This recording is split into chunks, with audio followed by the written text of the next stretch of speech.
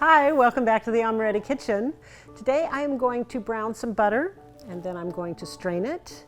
And this is something that you can use on fish, you can use it on popcorn. It will stay in your refrigerator for many months. Let's get started.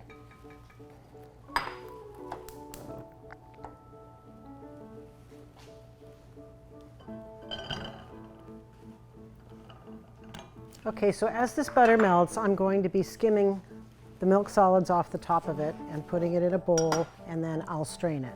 So this will take probably 5 to 10 minutes. And you don't want the heat to be on too high because it's going to spatter.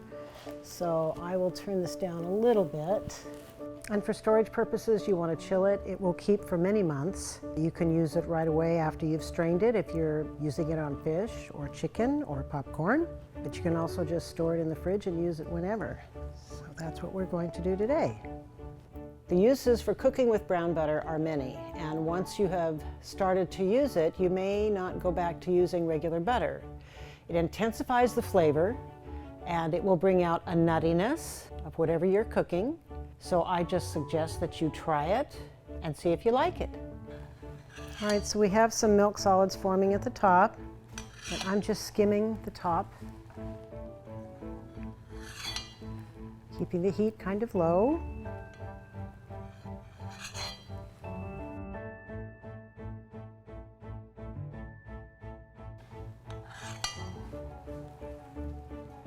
So you don't want to stir all of the butter because you want the solids to come to the top.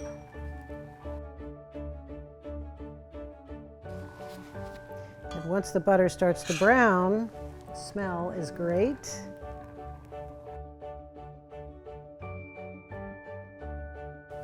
Okay, I think that this is at a good color now, so I'm going to strain it.